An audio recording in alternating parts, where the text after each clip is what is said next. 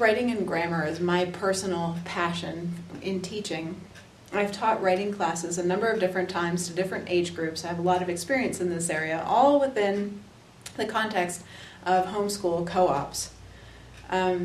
This is going to be a kind of a combination of techniques that I'm going to use, things that I've used at different times, and I'm really excited about what I have for students this year.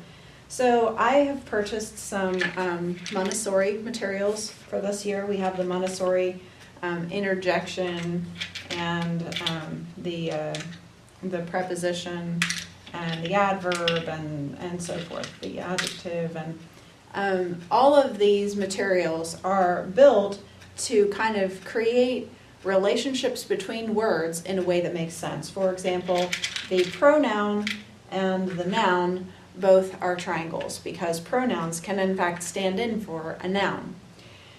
I will be using these when it seems appropriate especially for simple concepts. For example, and I'm going to have a class that's for grades 2 to 4, in which we're going to focus on writing on a sentence basis, sentence level writing, and I'm going to use writing strands, and I have actually kind of rewritten some of the materials so that it's more clear what parents should be doing at home. And they'll have writing that they'll do at home, which they'll bring into class and have a chance to share. That's always a highlight of classes.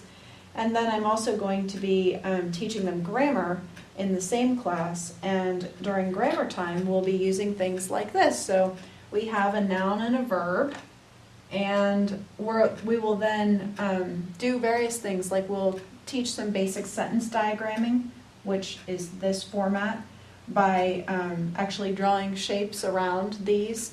And we will also be doing things like think of as many examples as you can of a noun, think of as many examples as you can of a verb.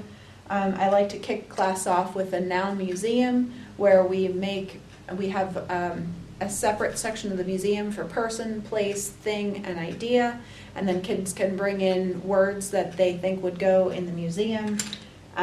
So that's just a couple examples of lots of hands-on ideas for grammar. And then as the kids get older and they're ready for paragraph level instruction in their writing and more difficult grammar, then I have a whole bunch more tricks that come into play. Like, for example, I'm going to be teaching from the Lost Tools of Writing, which is a really great step-by-step writing program that teaches the essay, and it kind of shows them how they're going to be breaking this up. Starts very simple, it's very brass tacks, very obvious what to do, and then it builds from there to put all kinds of tricks in there. And I also have a ton of grammar manipulatives for older children as well.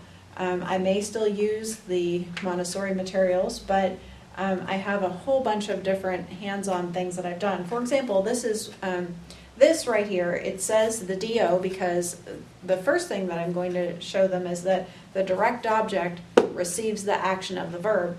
But I would probably actually use a different object to demonstrate that, because this one is actually for teaching the indirect object.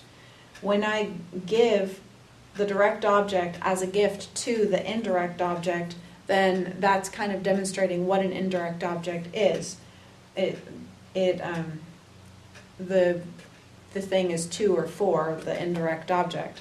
And so this has a little label from Christmas, says to the indirect object from the subject, which in that case would be me, and then the direct object is the gift. So I think that I have this cart with me because I don't know how much of the cart you can see, but it has 4 drawers, because that's how much stuff I have that I show kids when I'm teaching them grammar. I have just so many hands-on things, like my pillars and my ribbons for teaching compound sentences and complex sentences and compound complex sentences.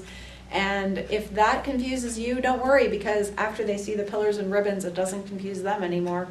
And so I'm hoping also to be able to share some of these things with parents by video, so that they'll have an idea of what we did in our classroom day when we were here. And it's going to be really fun. I love tutoring kids in writing and grammar. Like I say, it's a real passion for me. So I'm really looking forward to this year.